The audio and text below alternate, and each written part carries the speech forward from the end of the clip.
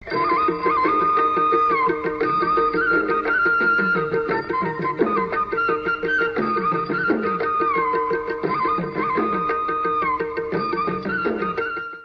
మన మంచికే.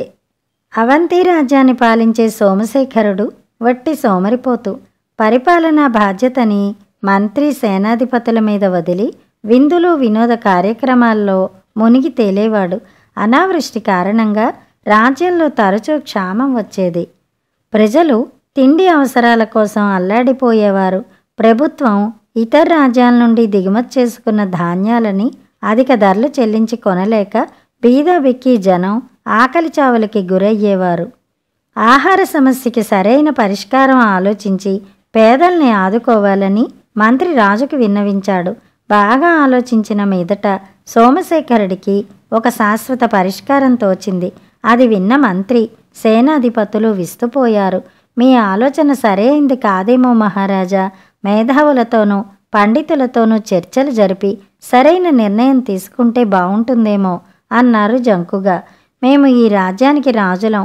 మాకంటే మేధావులు తెలివైన వారు ఇంకా ఎవరుంటారు అన్నాడు మితిమీరిన దురహంకారంతో మీసాలు మెలివేస్తూ. రాజు సోమరే కాదు, అజ్ఞానపు పొరలు కమ్మిన అహంభావని అర్థమై మిన్నకుండిపోయారు వారిద్దరూ. దండకారణ్యంలో తపస్సు చేసుకుంటున్న సోమకుడనే మహర్షిని కలిసి తన రాక గురించి వివరించాడు సోమశేఖరుడు. వైద్యశాస్త్రంలో దిట్టైన ఆ మహర్షి రాజు మాటలు విని తెల్లబోయాడు. రాజా, మనిషికే కాదు ప్రతి ప్రాణికి ఆకలి దప్పులు పుట్టుకతో వచ్చిన సహజ గుణాలు. ప్రాణం ఉన్న ప్రతి జీవి శ్వాసించడం ఎంత సహజమో ఆకలి కూడా అంతే సహజం. పుట్టుకతో వచ్చిన ఆకలిని ఔషధాల ద్వారా శాశ్వతంగా నశింపచేయాలనే మీ ఆలోచన సరైనది కాదు. మీ ప్రయత్నాన్ని దయచేసి విరమించుకోండి అని నచ్చ చెప్పబోయాడు. రాజు నిర్ణయాన్నే తప్పుపడుతున్నారా? రాజధిక్కారం చేసి నా రాజ్యంలో ఎలా మనుగడ సాగించగలరో చూస్తాను కోపంతో మండిపడ్డాడు రాజు. అంత మాట అనకండి మహారాజా. ప్రకృతికి విరుద్ధంగా అన్నానే కానీ మీ ఆజ్ఞని తిరస్కరించడం నా అభిమతం కాదు. వారం వ్యవధిలో తమరడిగిన ఔషధం తయారు చేసి ఇవ్వగలను అన్నాడు. రాజా, ఎన్నో ఔషధాలు మూలికలు కలిపి చేశాను. రాజ్యంలోని ఒక్కో వ్యక్తి కుంకుడు గింజ ప్రమాణంలో ఈ లేహ్యాన్ని తీసుకుంటే ప్రజలకి ఆకలి దప్పులు బాధుండదు. రాజు దగ్గర కొలువు చేసిన పొలంలో కష్టించిన భుక్తి కోసమే కదా. మనకి ఆకలే లేనప్పుడు కోటకి వెళ్ళి రాజుకి ఊడిగించేయాల్సిన అగత్యం మనకేమిటి అని కొలువు మానేశారు సేవకులు.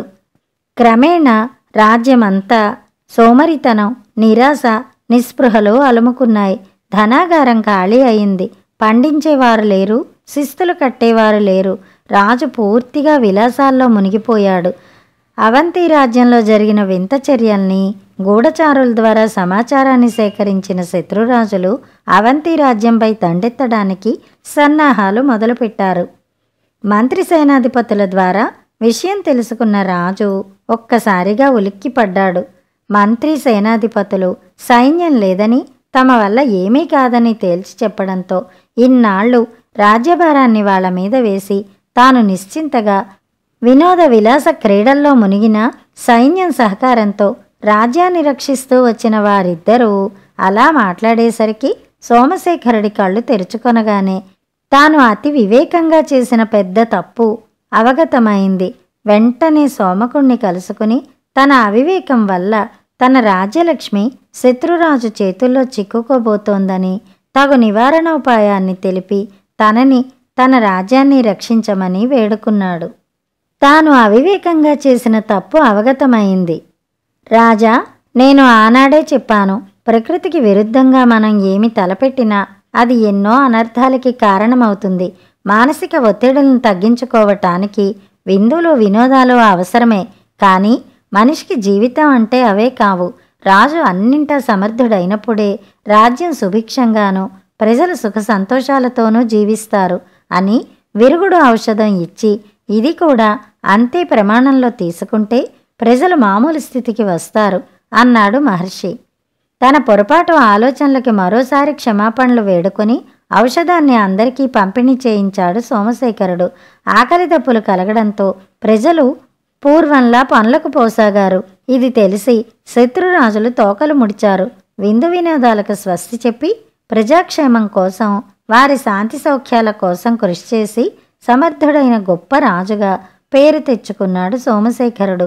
రాజుకి రాకూడని ఆలోచనలు రావటం అంతా మన మంచికే జరిగింది అనుకున్నారు మంత్రి సేనాధిపతులు.